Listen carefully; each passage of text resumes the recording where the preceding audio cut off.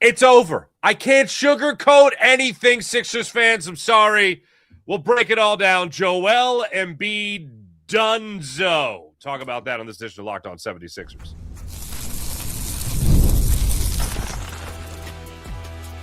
You are Locked On 76ers, your daily Philadelphia 76ers podcast, part of the Locked On Podcast Network, your team every day. And we do appreciate you making Locked On 76ers your first listen every day, part of the Locked On Podcast Network, your team every day. He's Keith Pompey, longtime 76ers beat writer. I'm Marc Farzetta, longtime Philly sports talker with you. I'll just go what we have here on the sidebar here for the show notes, okay?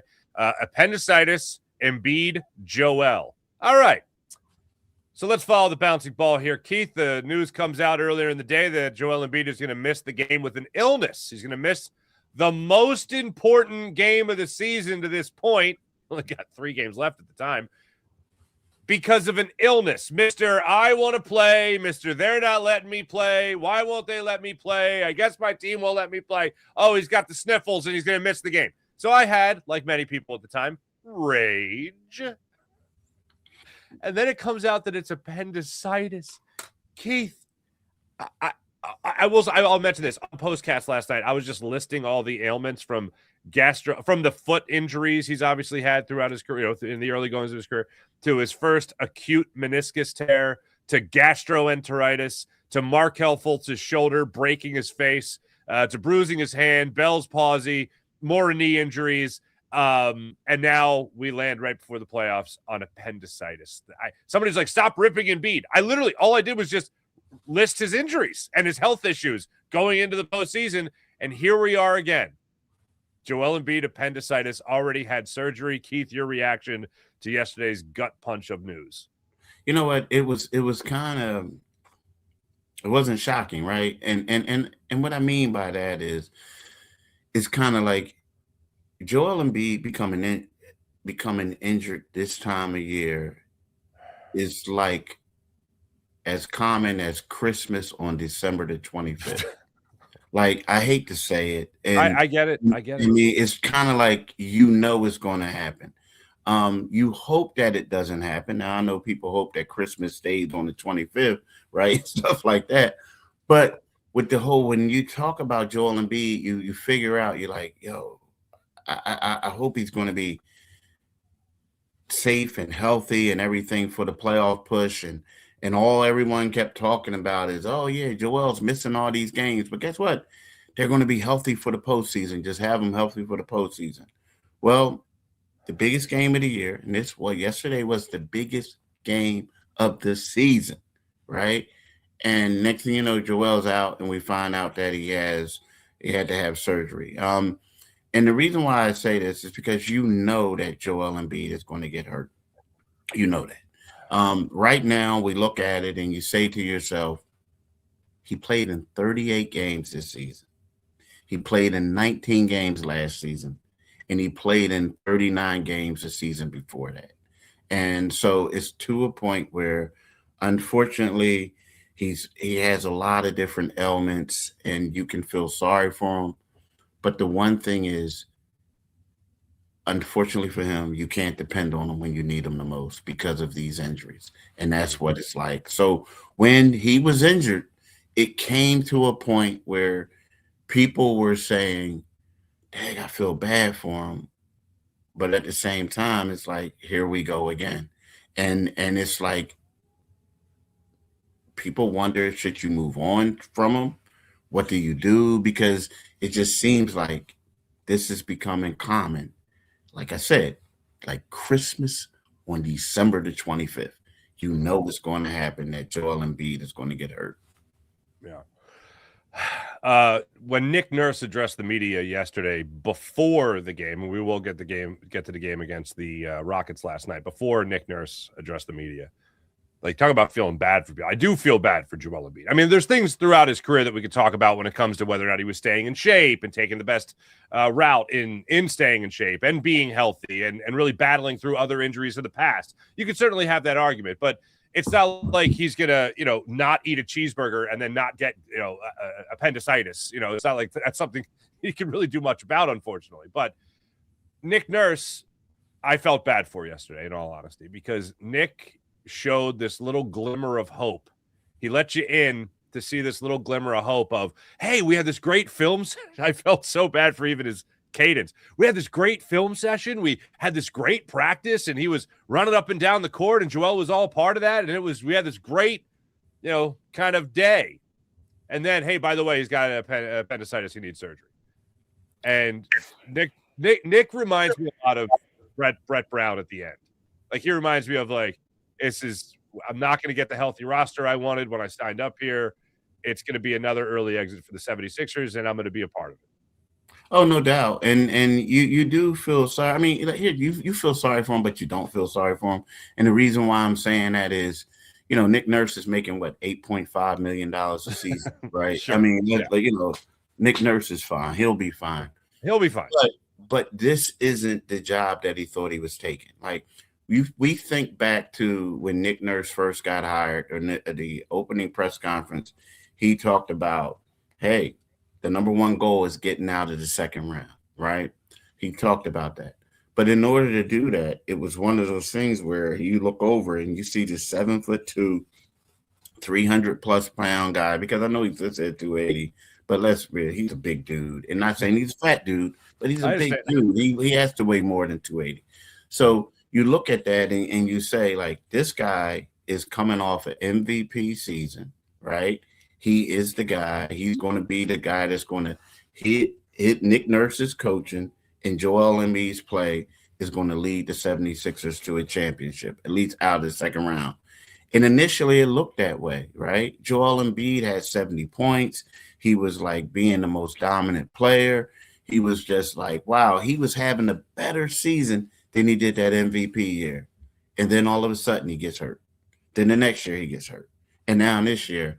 So while I don't feel sorry for Nick Nurse, I do realize that this isn't the job that he thought he was getting. It was like, it was, hey, I'm thinking I'm coming here. We're going to be a great team. We're going to be able to build around this guy. And right now you look at it and you're saying this guy has only played in 96 games since Nick Nurse has been hired, right? And it's just been a lot of inconsistency. It's been drama. It's been a lot of stuff. So Nick Nurse, now here's the thing. Do I think that Nick Nurse is going to get fired and Daryl Morey and I'm going to get fired? Yeah. But if I'm Nick Nurse, you're probably going to get another job, because guess what he's going to say? Look at all the stuff I had to deal with. Yeah, right. All they had was Embiid when I got there. And Embiid struggled. Look at Tyrese Maxey. I turned him into an all-star, turned him into an all-NBA player. Paul George comes here and he's not the Paul George that we thought, right? So I feel like all this does is help Nick Nurse out in regards to building up alibis and stuff like that for why he was unable to get this team out of the second round or out of the first round, basically. Right. Because I don't see them getting out of the second round this year. No. All right. Now, I said in the open there that he's donezo. Joel Embiid is donezo. We'll get to the front office and the coach and all that stuff. Like, there's not a world where Joel Embiid plays again for the 76ers this season and postseason, right? That this it's over. If you base it off of what we saw last night, and I know the Western Conference teams are better, I don't see the Sixers surviving that long for Joel Embiid to come back if he wanted to come back. Yeah, for a prayer, they'd have to be a second round team. Yeah. I don't see that happening. No, I don't. And I don't even know. Like, here's the thing. It's not out of the question. Like, we always said the Sixers were a dangerous team, and we talked about it. We said, but we never know what was going to happen with this team, right? Mm-hmm. Here's the problem with the 76ers. We're talking about Dunzo. I don't trust this team beating any of these teams in the play-in tournament. I don't. So if they get the 7th seed, I can see them lose. Luckily for them, hopefully for them, they can win that game. But if they lose that game, let's just say if they play Orlando, right, or Charlotte or something like that, I could possibly see them losing to any of those three teams below them. in the 8, like, you know, because if they're 7-8, the winner of that game plays. Winner of that game plays the Boston Celtics in the playoffs, right? Yeah. 7-8. No thanks. And now, if you lose that game, you're the winner of the second play-in game will play play Detroit Pistons. I do not see the 76ers beating Orlando or Miami, let's just say, or Charlotte, those teams. I don't have any confidence in them beating any of those teams in a winner in a must-win game. I just don't see it right now without Joel Embiid. I just do not see it. I'm sorry. I'm with you. Well, I mean, there's still plenty more to unpack. We'll do that. We'll also get into last night's loss. And okay, I went from feeling bad about Nick Nurse's situation as a competitor. As a human, he's kind of winning life. I will acknowledge that. But as a competitor, it still sucks. And then I went to rage again in the fourth quarter with another coaching decision that I just went, why? What are we doing here? What are we doing? We'll talk about that when we return. This is Locked On 76ers on Locked On 76ers YouTube channel. And right now I'm going to tell you about Betterhelp. This episode is sponsored by Betterhelp. Financial stress is something that a lot of people also carry around with them. And it's not just about the numbers. It can affect your sleep, your relationships, your overall mental health in ways that build up over time. And if you've ever dealt with mental health, you know how this can be very challenging. You can get help with Betterhelp. The stress that comes with trying to figure out everything out on your own, the expectations you feel to have everything together, and how that pressure can spill into other areas of your life. Therapy isn't about just financial advice. It's about living a better life with Betterhelp. It's about working through the stress, the anxiety, and the emotions that come with it. With over 30,000 licensed therapists and more than 6 million people served, BetterHelp makes it easier to get matched and start focusing on what you need. So check out BetterHelp.com/LockedOnNBA. When life feels overwhelming, therapy can help. Sign up to get 10% off in BetterHelp.com/LockedOnNBA. That's signing up to get 10% off at BetterHelp.com/LockedOnNBA. BetterHelp.com/LockedOnNBA. And I hope you guys are having a great time with FanDuel as well. NBA playoffs just around the corner, and every possession matters. Every matchup is magnified, and every game can swing either way with either game and either series. Right now, FanDuel is giving new customers a great way to get in on the action, and you could bet just $5 and get $250 in bonus bets if your first bet wins. That's bet $5, win that bet, get $250 in bonus bets. The app makes it easy to follow the action with player stats, trends, matchups, all in one place on FanDuel at FanDuel.com and the FanDuel app. During the playoffs, the extra insight really matters when you're looking for stars to do their job, role players to do their job, and key moments right there when it comes to FanDuel. Just for the entire playoffs, it keeps you interested, keeps you on the edge of your seat. Head to FanDuel.com to get started. That's FanDuel.com to get started. Download the FanDuel app at FanDuel.com. FanDuel, play your game. And now the Everydayer Club. Make sure you guys are taking advantage of the Everydayer Club right now by going to LockedOn76ers.supercast.com and joining up to be part of the Discord access and get ad-free episodes of Locked On 76ers. All that and more at LockedOn76ers.supercast.com to be part of the Everydayer Club. No Joel Embiid. Sixers lose 113-102, 113-112 last night to the Houston Rockets. Keith, there is still one thing. Sixers are getting blown out by 28 points. All right. Mm-hmm.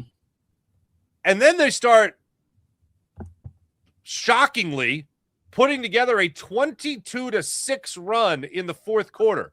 They cut the lead to 11 at one point. And I thought with about 6 minutes left, halfway through that fourth quarter, I'm like, I can understand the thought of not putting Tyrese Maxey back in for the rest of the game. It's a back-to-back. You want to make sure you can at least win maybe those 2 other games this season. This game seems to be out of hand. But the minute you actually start making a game of it, I'm thinking get Maxey back into that game. But Nick Nurse did not put Tyrese Maxey back into the game until the Sixers were down, I think it was 5 with 3:38 remaining. And then, bang, the Rockets ended on going on a little run of their own.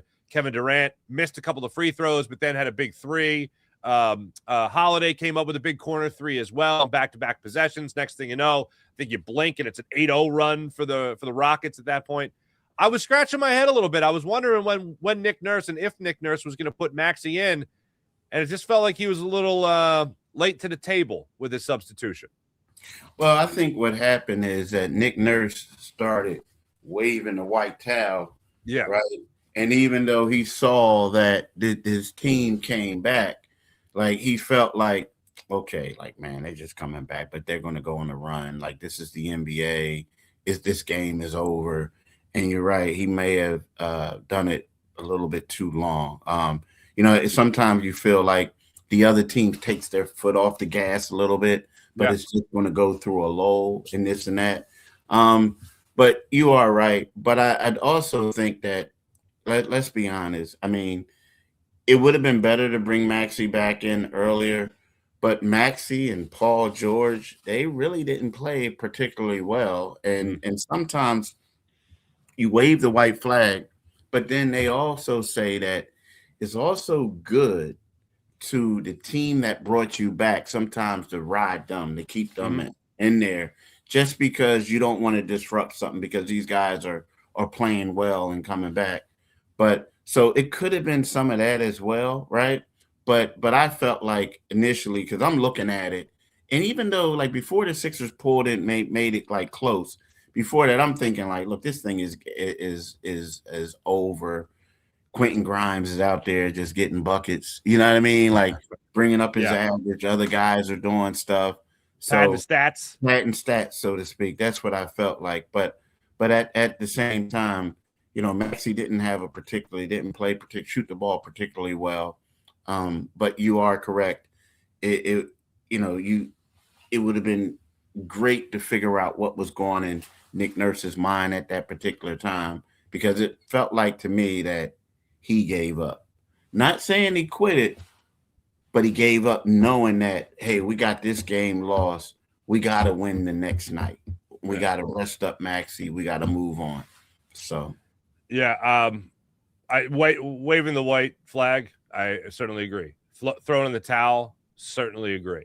But the minute I see a team making a run, I get the idea of, hey, this is working. Let me stick with it. Hey, I'm all about coaches. Now, let me start at the end, actually. Tyrese Maxey goes in this game 2 minutes earlier. I still think you're looking at the same outcome. But that's not the question. That's a finite thing. You can't make an argument about it as far as whether or not they win or lose. But if you put him in earlier, 2 minutes earlier even, I'd love to have seen what would have happened. I would have loved to have found out if you put, ultimately the guy that's been your best player all year, put him onto the floor to see if he would do. Like, you had another scoreless first quarter for Tyrese Maxey. Then he dropped 15 in the second quarter. Like, he could get hot too. He could go on a run of his own as well. And if the coach's motto in every sport is putting your players in a better position to have success, well, Nick Nurse didn't do that in the later stages of that game. And I was shocked as anybody. I was like looking up at the score. I'm like, whoa, they're down 7 now? Whoa, when did that happen?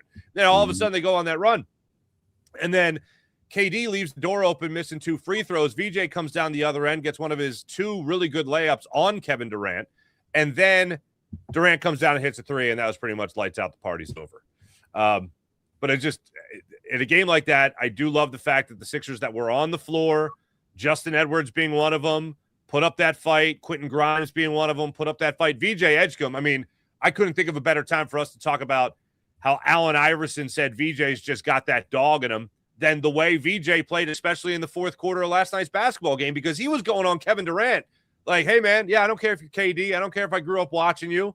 I have an opportunity to take you baseline. See you later. And he played with that kind of confidence in the fourth quarter. So as much as I might have been annoyed at not seeing Tyrese Maxey out there earlier, I was still impressed by what I saw by the 76ers that were on the floor under the umbrella that, the Rockets kind of knew they had the game in hand as well.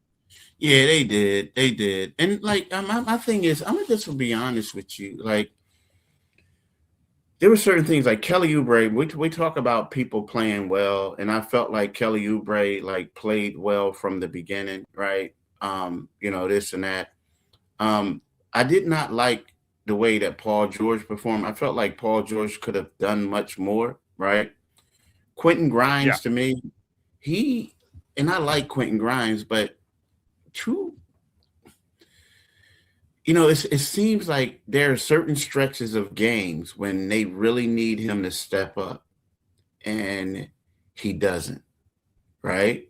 But then when there's games when they're like getting blown out, or the other team has a big run and he's getting shots, he gets a lot of buckets, but they're like in losses, right?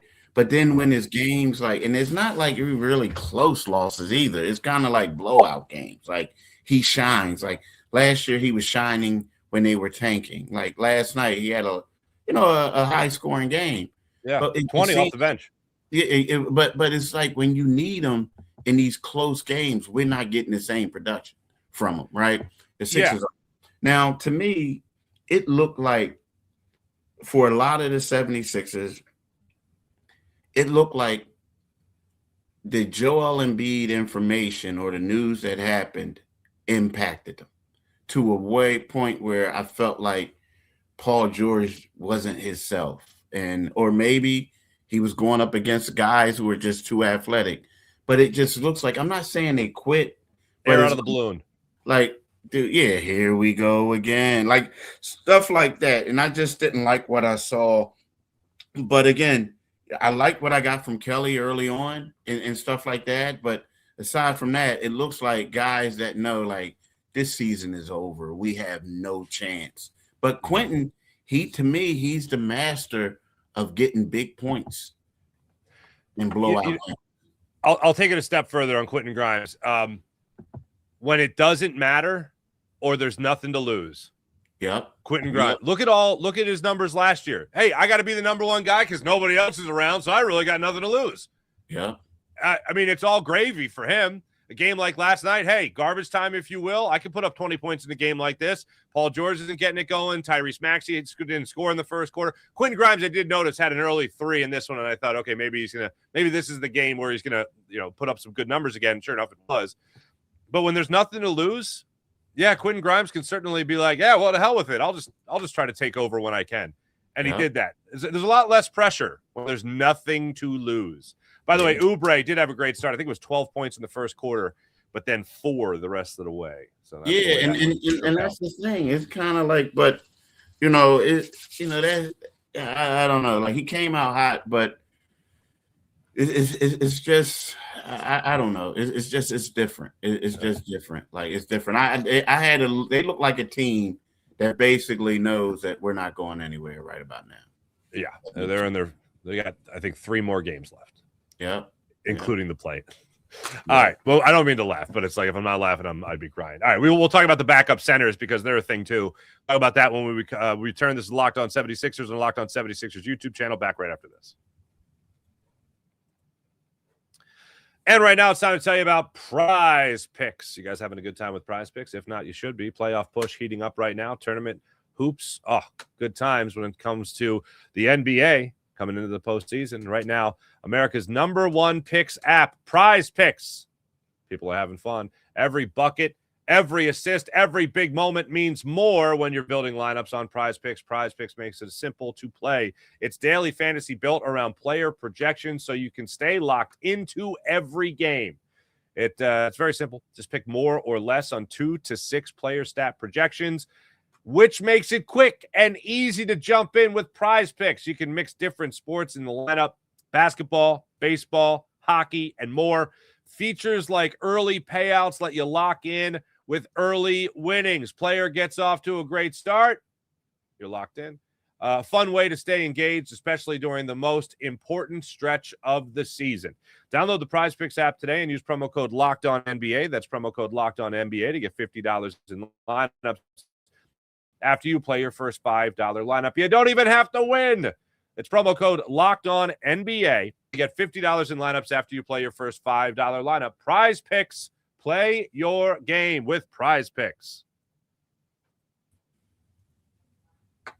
So real quick, before we get into the starting centers, Keith, this is the way it looks when it comes to the standings as of right now. The Sixers occupy the 8th spot in the Eastern Conference. They're a full game behind the Magic, but they do own the tiebreak. They're 2 games behind the Atlanta Hawks. They do not own the tiebreak for the 6th seed. They are 2 games behind the Toronto Raptors, but they do own the tiebreak. The way this one boils down, let's start it off with the Orlando Magic, who are right in front of the 76ers.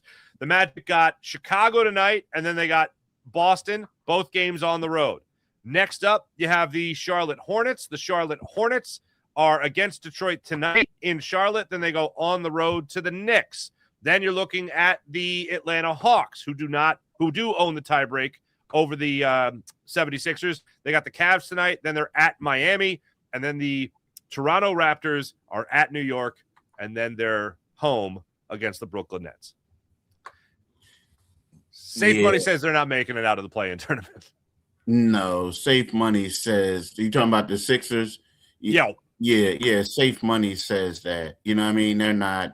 And it's also like, if we're going to be real, it's kind of sort of like, you know, the way they're playing too, right? I mean, the safe money, like, and I'm just going to say this, and I just want to bring this up. So we were talking about Kelly Oubre, right? We were talking about Kelly Oubre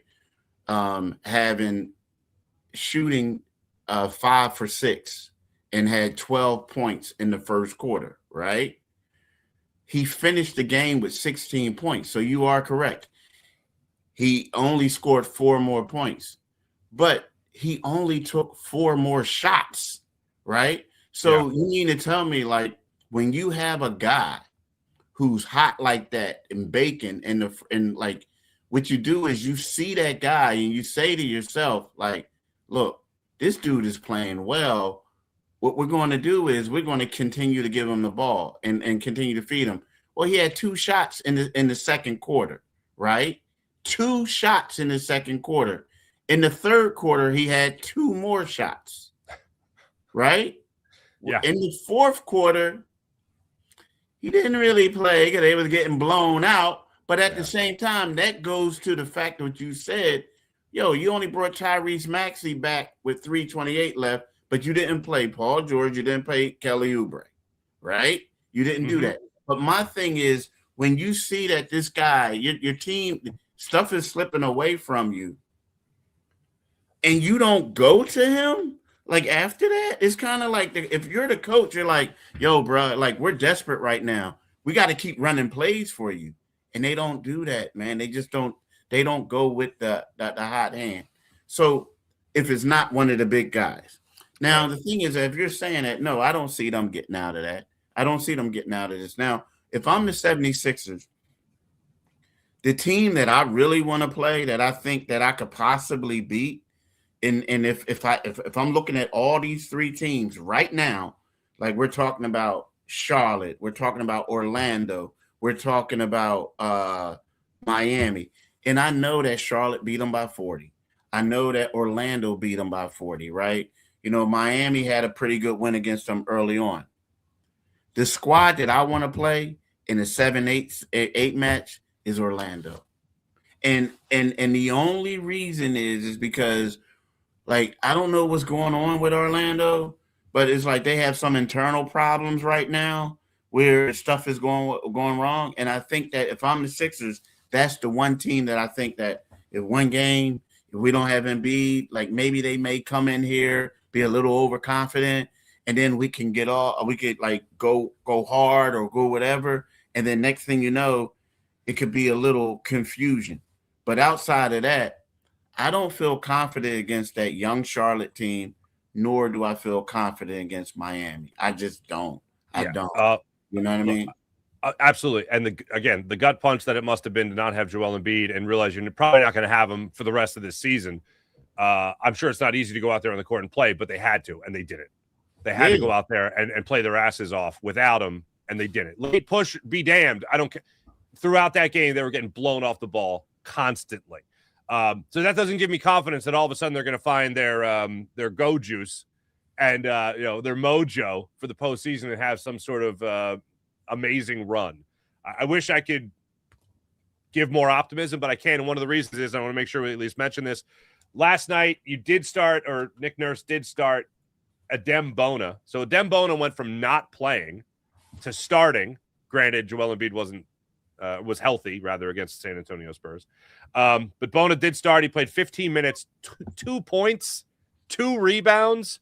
He had more turnovers than blocks because he had no blocks and 2 turnovers. Meanwhile, Andre Drummond, 30 minutes, 5 points, 15 rebounds. And how about 5 assists for the big man? But that still, those 2 center positions, not exactly inspiring confidence for anybody that can carry the workload, even in the rebounding aspect combined, because it's not like Drummond's going to play 45 minutes in the postseason. So that's another gut punch of a less literal way. Now, here's the most disappointing thing about the center position, right? So when we look at the draft, like there were a lot of guys available in the draft who the Sixers could have selected instead of going with the Janai Broom thing, right? Who were centers, right? There was several of them. Some that I can't even, some went off the board, but some were still there, right? They chose not to do that. So then you look at it, you know, they got Charles Bassey, right? They pick him up. They had him for the 10-day thing, what have you. His first 10-day, he spent the bulk of the time in the G League team. They never looked at him, right? So then what happens is what happens is afterward they get rid of him. Next thing you know, the Boston Celtics pick him up. And he has a 10-day with the Boston Celtics. After that, he goes to the Golden State Warriors. He's been playing well for the Warriors. Now, the thing is, this is where it's crazy, because what the Warriors are basically doing is, hey, look, bro, we're signing you through the rest of the season, so we're basically getting an extended look at you. Now, the 76ers could have done the same exact thing. They would have given him a prorated minimum, and right now he would have been the body that they could have used, right? So you ask yourself, how did you do that? How did you, if you knew that Joel Embiid was battling injuries, the coach doesn't have any confidence in Drummond. That's part of the reason why Drummond wasn't playing all the time. And then we know that Adem Bona is good, but he has some deficiencies, right? Mm-hmm. How do you not shore that position up? How do you not do it? It's crazy. We talked about in the offseason. You need as many as you can get at the center position when Joel Embiid is your number 1 guy. As many as you can get. His name is Keith Pompey. My name is Marc Farzetta. I'm going to try to be back with you guys tonight for the postcast after the Pacers game, but I also have Phillies coverage tonight. So we'll see where we land on that one. Keith Pompey, Marc Farzetta, Locked On 76ers. Make sure you guys like and subscribe. We'll be back with you guys on Monday to break it down even further. Until then, have a wonderful weekend. Sixers fans, at least try to have a wonderful weekend. Talk to you guys on Monday. Bye.